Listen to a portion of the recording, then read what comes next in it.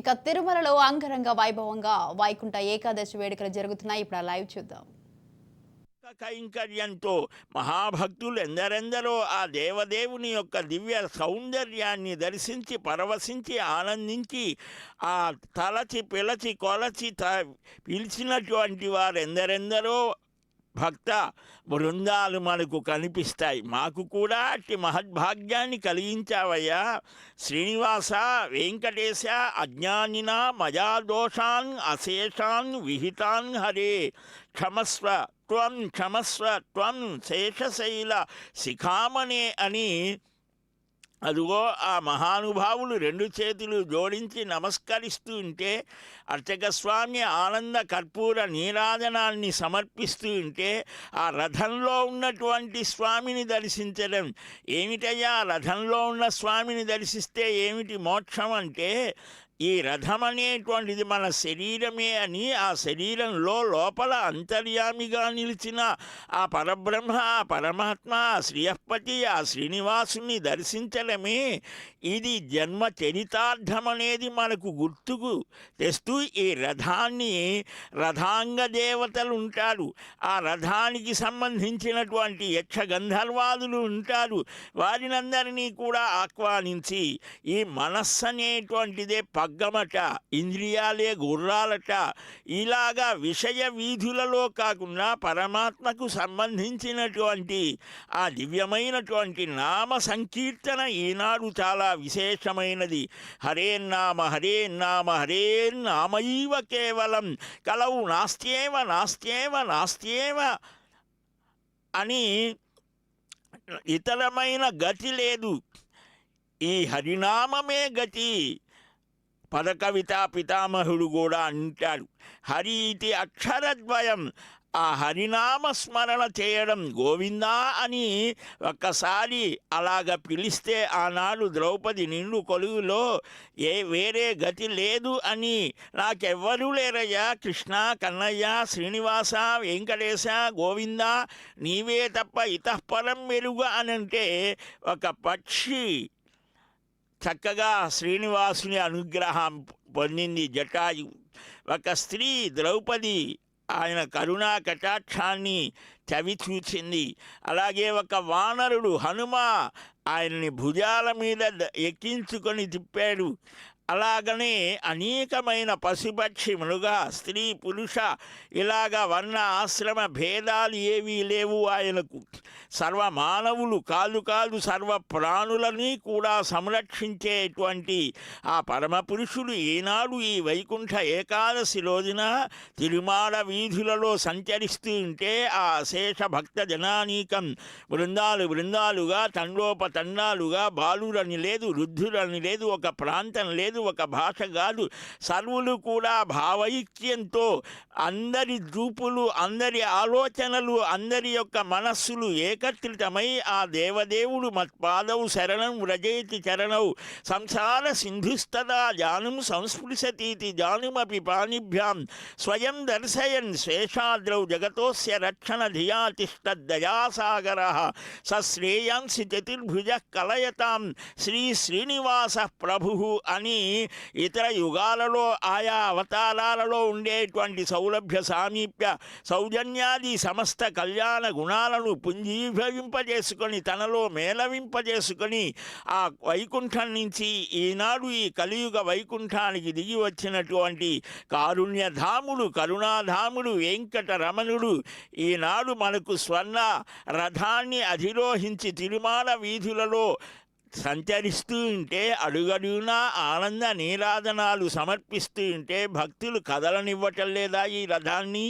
ఎందుకని అంటే ఆనాడు కృష్ణావతారంలో చూస్తే ద్వారకకు వస్తే ఆ ద్వారకవాసులంతా కూడా కృష్ణ వాసుదేవ మేమంతా నీకు సంబంధించిన వారమయ్యా, నిన్ను ఎలాగా ఇంతకాలం వదిలి ఎలా ఉండగలమని ఆవేదనతో, ఆక్రోశంతో, ఆనందంతో అడుగడుగునా కూడా ఆయనను స్మరిస్తూ హారతులు అర్పిస్తూ ఆయనకు నమస్కరిస్తూ ఆయనతో సంభాషిస్తూ స్పృశిస్తూ ఇలాగ అనేక విధాలుగా ఆ దారకుడు సారథ్యం చేసేటువంటి రథాన్ని సాగనివ్వలేదట.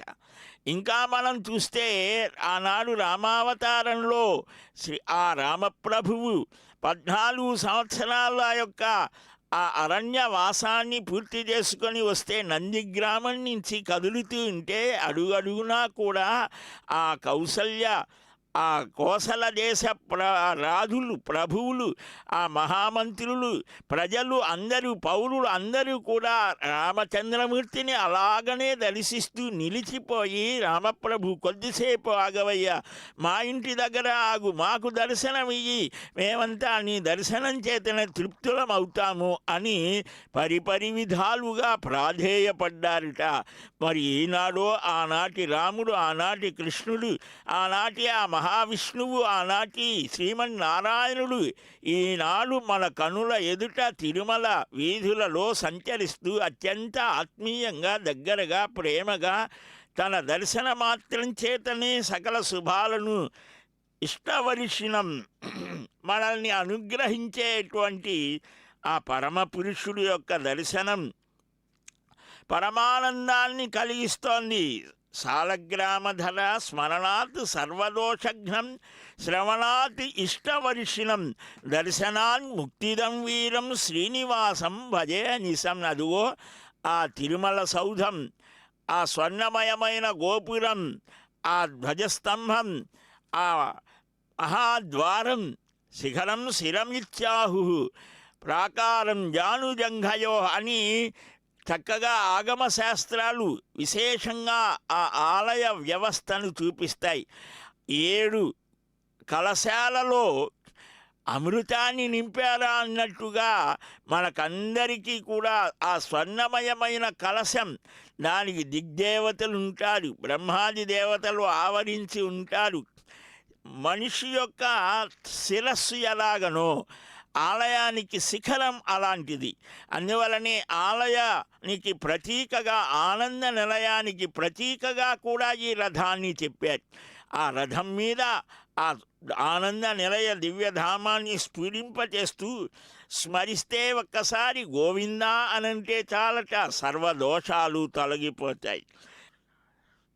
శ్రీశేషశైలేంద్ర శిఖావతంసం శ్రీతింత్రిణీ కీటకగేహజాతం శ్రీరామకృష్ణామృతరమ్యరూపం లక్ష్మీ విశిష్టం ప్రణమామి మూర్ధ్నా.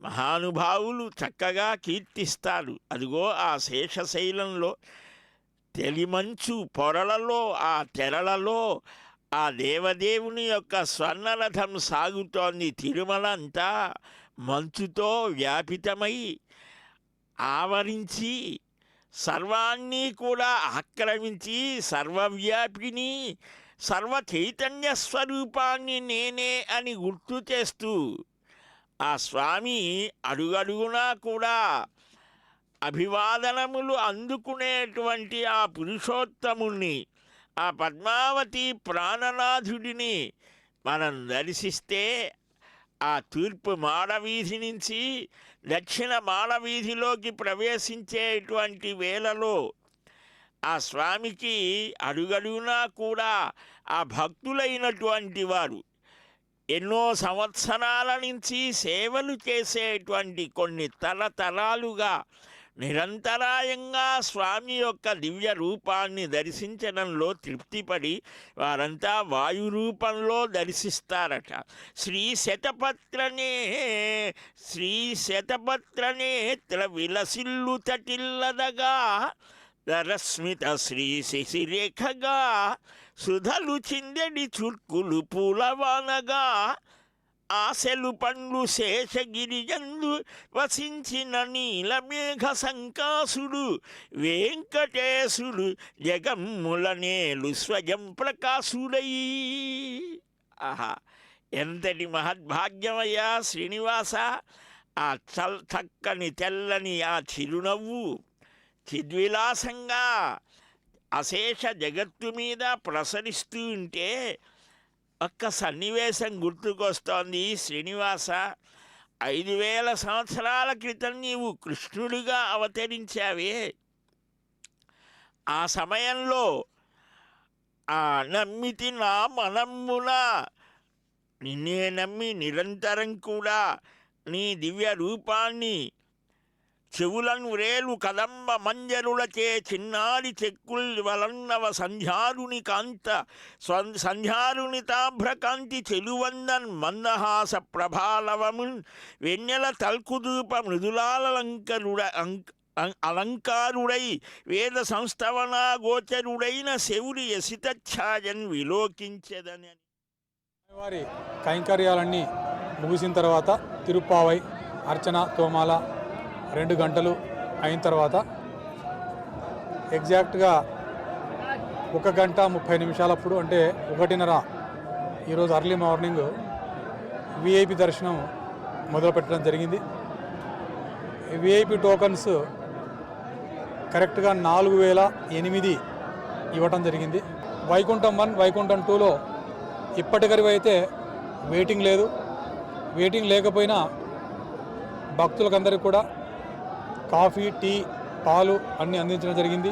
ఇప్పటి నుంచి కూడా ఒకవేళ ఏదైనా వెయిటింగ్ వస్తే ఆ వెయిటింగ్ 1-2 గంటల కంటే ఎక్కువ లేకుండా మెయింటైన్ చేస్తూ భక్తులందరికీ కూడా ఆహార పదార్థాలు, కాఫీ, టీ అన్నీ అందిస్తూ వాళ్ళకి ఏ ఇబ్బంది లేకుండా ఈ వైకుంఠ ఏకాదశి ప్రయోజనాన ఈ వైకుంఠ ద్వార దర్శనం చేయడం జరుగుతుంది.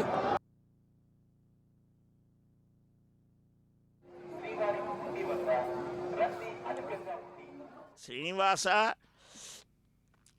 ఆ వెంకట రమణుని యొక్క దివ్య వైభవాన్ని స్మరిస్తూ మహానుభావుడు శ్రీనివాస నీ దివ్య రూపాన్ని ఆనాడు దర్శించినటువంటి ఆ పురుషోత్తములు నాహం వందే తవ చరణయోర్ద్వంద్వమద్వంద్వహేతో కుంభీపాకం గురుమపి హరే నారకం నాపనేతుం రమ్యా రామా మృదుతనులతానందనేనాపి రంతుం భావే భావే హృదయ భవని భావయేయం భవంతం.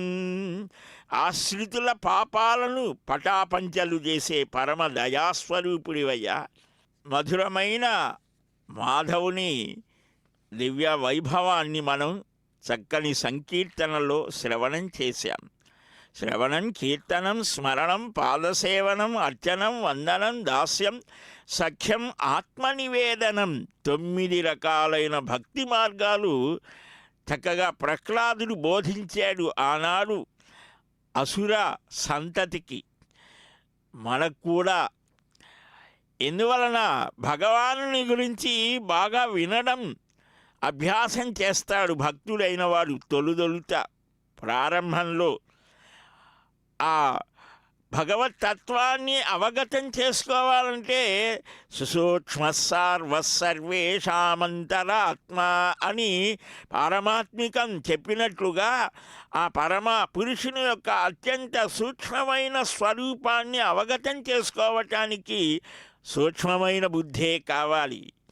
అదిగో శ్రీవారి ఆలయ ఆరంభంలో చక్కగా ఊర్ధ్వపుండ్రం, మనకు ఊర్ధ్వలోకాలలో పరమ పురుషుని యొక్క దివ్యస్థానం ఉన్నది అని మనకు గుర్తు చేస్తూ అక్కడ విశ్వాకారం గగన సదృశం మేఘవర్ణం శుభాంగం లక్ష్మీకాంతం కమలనయనం యోగి హృద్యానగమ్యం అని వందే విష్ణు. ఆ శేష గిరులలో శేషశయనుడై శేషశాయి అయి పవ్వలించిన ఆ పురుషోత్తముల్ని మన హృదయంలో పాలుగొల్పుకోవాలి. అందుకనే దర్శనం చేతనే సమస్త శుభాలు అనుగ్రహిస్తాడు. పరవ్యూహ విభవ అంతర్యామి అర్చాస్వరూపుడుగా అవతరించిన ఆ పరమనాథు పరమపురుషుడు, ఆ జగన్నాథుడు, ఆ శ్రీనివాసుడు సవ్యం పాదం ప్రసాద్యాశ్రిత దురితహరం దక్షిణం కుంచయిత్వా యానున్యాధాయ సవ్యేతరమితర భుజే నాగభోగే నిధాయ అని 8 అక్షరాలు కలిగినటువంటి అష్టాక్షరీ మహామంత్రాన్ని స్మరిస్తారు. ఈ రోజున ఆ నమో నారాయణాయ అని కేవలం ప్రణవరహితంగా కూడా జపించి పుండరీకుడనేటువంటి పరమ భక్తుడు గొప్ప స్థితిని పొందాడు. కాబట్టి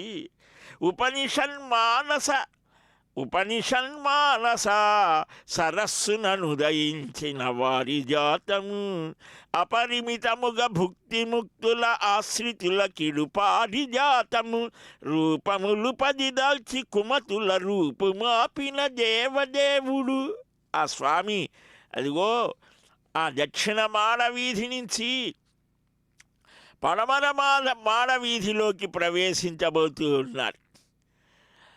ఆ గోపురాన్ని రాజగోపురమది, పాదగోపురమది, దాన్ని దర్శిస్తేనా చాలు అని అన్నారు. అసలు అంటే దూరాల నుంచి రాలేని వారు గోపుర దర్శనం చేసినా స్వామి దర్శనం చేసినట్లుగా ఒకనాటి కాలం తృప్తిపడింది. వైజయంతి దివ్య పరిమళ వాసితం బగు ప్రభువు వక్షము శ్రీజయాభ్యుదయోన్నతులు దయసేయు తత్కరుణా కటాక్షము ఏడు కొండల సామి అయి ఈరేడు భువనముల రయవేలుపు ఏడు గడయై భక్త జనముల నేలుకొను తరిగొట్లు దాలుపు.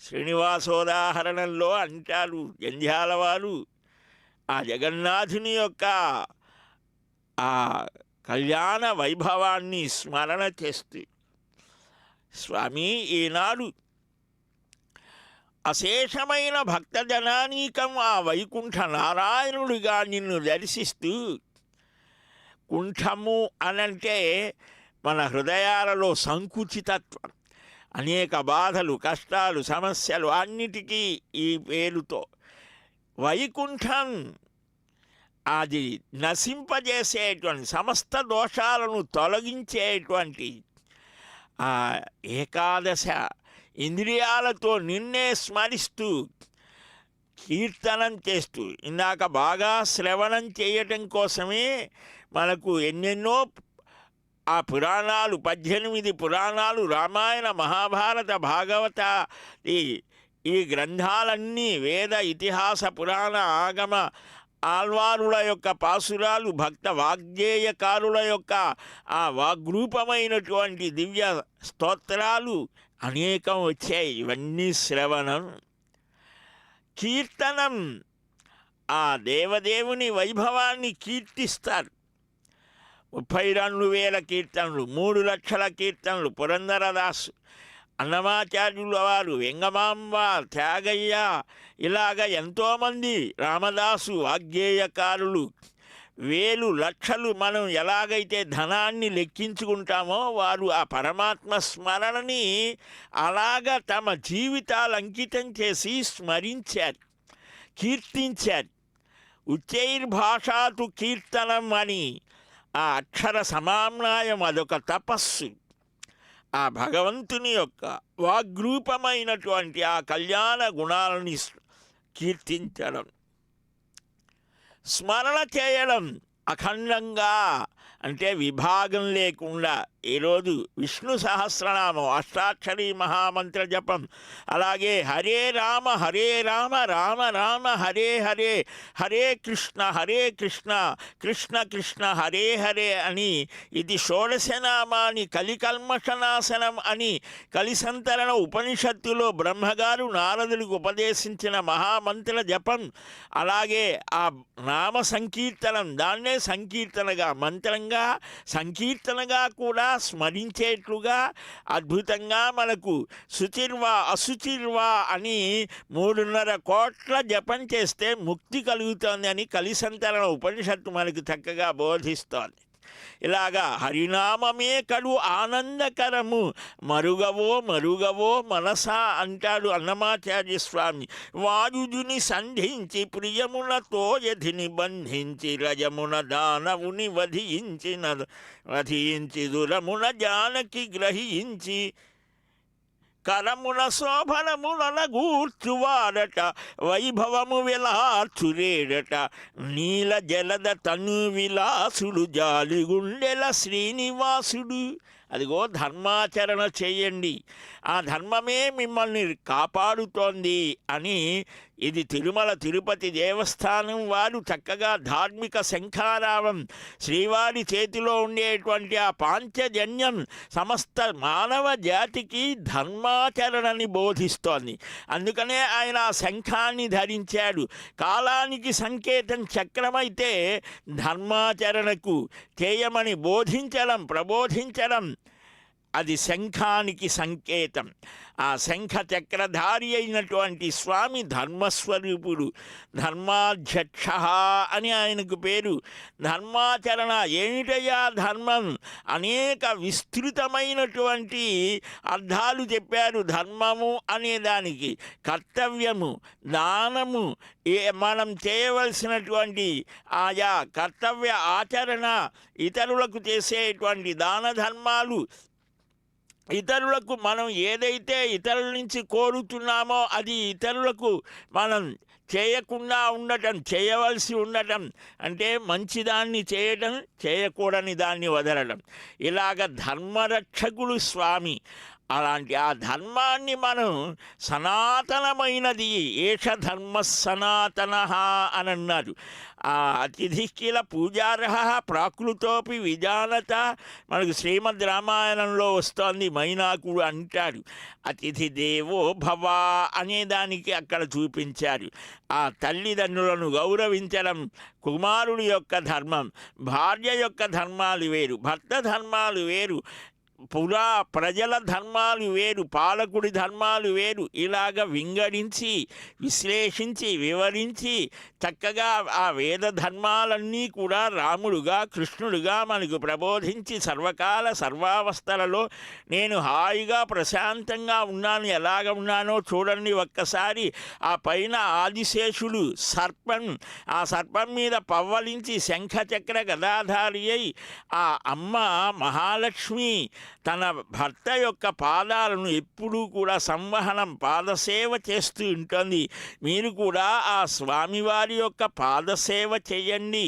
ఆ శంఖ ధ్వానం చేత పాంచజన్యాన్ని ఎలాగైతే ఆయన పూరణ చేస్తే భక్తులైన వారికి ఆనందం కలుగుతోందిట, అభక్తులైన వారికి దానవ రాక్షస మార్గంలో ఉన్నవారికి బాధ కలుగుతోంది, భయం కలుగుతోంది. మనకేం భయం?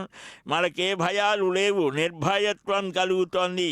అభయం నేను మీకున్నాను, ఒక్కసారి నేను నీవాడని అంటే చాలు. సకృతి ఏవ ప్రపన్నాయ తవాస్మీతి చయాచతే అభయం సర్వభూతేభ్య దదామి ఏతద్ వ్రతం మమ అని రామావతారంలో చెప్పాడు.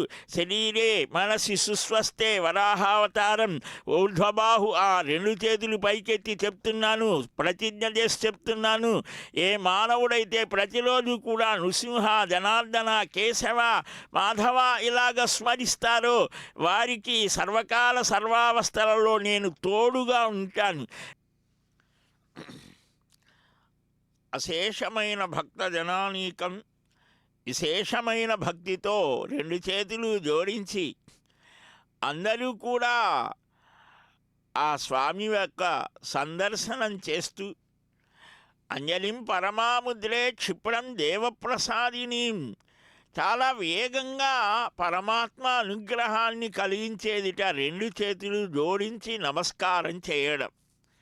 ఇదే మనకు ఆంజనేయ స్వామి వారు, అలాగే గరుడాల్వార్ మనకు శ్రీవారి ఆలయంలో గరుత్మంతులు రెండు చేతులు జోడించి నమస్కరిస్తూ ఒక కాలు ముందుకు సాచి వేరొక ఆ పాదాన్ని వెనక్కు నిలిపి స్వామివారి ఆజ్ఞ ఎప్పుడైతే అప్పుడు స్వామి కైంకర్యం చేయడానికి సదా సన్నద్ధంగా ఉంటాడు. ఆ దృష్టి పరమాత్మ మీదనే ఉంటుంది. మనకేం సందేశం ఇస్తున్నాడు? గరుత్మంతుడంటే వేదస్వరూపుడు అని, వేదాత్మనో విహగేశ్వర. అలాంటి ఆ గరుత్మంతుడి మీద పరమాత్మ ఉన్నాడు అనంటే వేదవేద్యుడు వెంకట విభుడు అని మనకు సంకేతం. అంటే వేదం ద్వారానే పరమాత్మ తత్వాన్ని మనం తెలుసుకోగలం, గ్రహించుకోగలం. అలాంటి స్వామి ఇప్పుడు అధికారులు అనధికారులు పాలకులు అందరూ కూడా ఇక్కడ నీ నా ఆ, ఊ ఏ భేదం లేదు. అందరూ కూడా భక్తి భావనతో ఉండటమే, అందరూ భక్తులే. ఆ భక్తి భావనతో పరమ ప్రేమ రూపమైనది భక్తి అనంటే, ఆ పరమ ప్రేమ రూపమైన భక్తి భావనతో స్వామి గోవిందా అని కేక పెడితే చాలట. నల్లని వాణి మేలి చిరునవ్వుల వాణి సురారి గొంతు కల్గిల్లెడు వాణి కాంతులో లిఖించు కనుంగవ వాణి తూర్తికిల్ చల్లని వాణి గంటి విలసన్నవరత్న కిరీట సుప్రభావెల్లిత మౌలివాణి ప్రభ విష్ణు విలాసుని శ్రీనివాసుని. శ్రీవారి ఆలయంలో ధ్వజస్తంభాన్ని మనం దర్శిస్తున్నాం. ఆ బలిపీఠం చక్కగా అలంకృతమై పుష్పసోయగాలతో అందంగా మనకు దర్శనమిస్తోంది. ఇక్కడ మనం అహంకారాన్ని బలి ఇవ్వాలి. యక్షరాక్షస కిన్నర కింపురుషాదులకు అక్కడ శ్రీవారి ప్రసాదాన్ని ఇస్తారు, అనుగ్రహిస్తారు.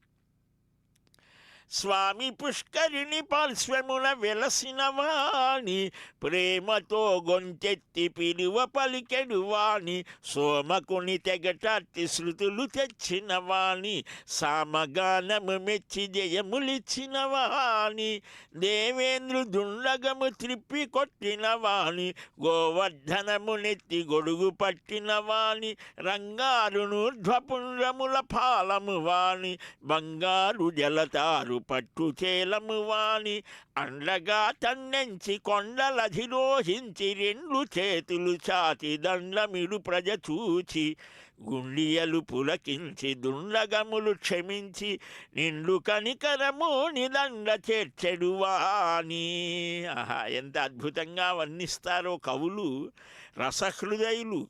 కావ్యం రసాత్మకం అన్నారు. ఆ వారి అక్షర ఉపాసన, అక్షరుడు పరమాత్మ, క్షరమంటే నశించేది అని, అక్షరుడు అంటే నశించనిది అని. మనము నశించని వారమే, కానీ మనకు ఆ విషయం తెలియదు. కానీ ఆయనకు తెలుసు, అక్షరుడు అక్షర పరబ్రహ్మ అని కూడా చెప్పారు.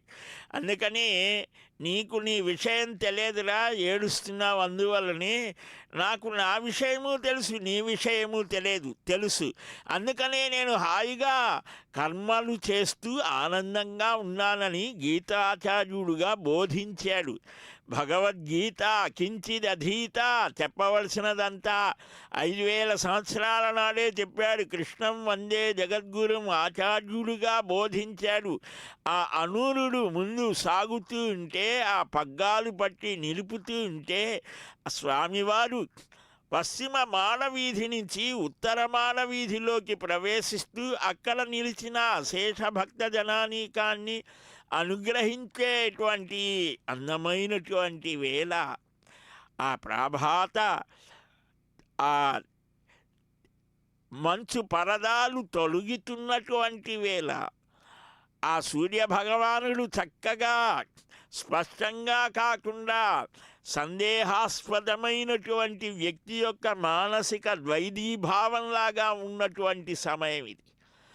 సందేహం లేకుండా స్పష్టంగా వేదార్థాన్ని గ్రహించి, మనమంతా కూడా వేదాన్ని విశ్వసించేవారం, దైవాన్ని, ఆ వేద ప్రతిపాదితమైన ఆ పరమపురుష తత్వాన్ని గ్రహించిన వారంగా మనమంతా ఉండాలి. సర్వమానవులకు సత్యాన్ని పలకమని, ధర్మాన్ని ఆచరించమని, తల్లిదండ్రులని గౌరవించమని, ఇలాగ అనేక ధర్మాలు బోధించింది ప్రపంచంలో వేదం ఒక్కటే. ఇంకా ఇతరమైనవి ఏవీ కాదు. మేం చెప్పిందే చెయ్యాలి, లేకపోతే ఏదో అవుతోందని భయపెట్టినవి. కానీ మనకు అలాంటి భయాలు లేకుండా తొలగించినది వేదం. ఆ వేద ధర్మాన్ని మనం తెలుసుకొని ఆచరిస్తే, ఆ వేద ప్రతిపాదితమైనటువంటి పరమదైవం ఆ శ్రీ వెంకటేశ్వరుడు, వేదవేద్యుడు, వెంకటరమణుడు, ఆ నారాయణుడు, ఆ కొండకు అడుగు పెడితేనే చాలు, చనుడీ కొండకు స్వామి పుష్కరిణిలో స్నానంబుగా వింపుడి జనులారా, కనులార గంచుడి విభుల్ సాష్టాంగముల్ సల్పి వచ్చిన ఇక్కట్టులు విన్నవించుకొనుడి శ్రీశేషశైలేశుతో ఘనతేజోనిధితో జగత్ప్రభువుతో కారుణ్యవారాసితో. కొండకు రావడం, పుష్కరిణిలో స్నానం చేయడం రేపటి రోజున ఇంకా విశేషం. ఆ స్వామి పుష్కరిణి మాహాత్మ్యాన్ని పురాణాలు చక్కగా అభివర్ణిస్తాయి. మార్గశిర శుద్ధ ద్వాదశి తీర్థముక్కోటి, స్వామి పుష్కరిణి తీర్థముక్కోటి అన్నారు. 360 కోట్ల తీర్థాలన్నీ కూడా ఆ సరస్వతీదేవి, సరస్వతీ నది తపస్సు చేసి ఆమె ఆ సరస్వతే స్వామి పుష్కరిణిగా వచ్చింది అని. అన్ని తీర్థాల యొక్క ప్రభావం సమ్మిళితమై స్వామి పుష్కరిణిలో ఉంటుంది. చక్రస్నానాదులు కూడా చేయటం జరుగుతుంది. ఎంత విశేషం!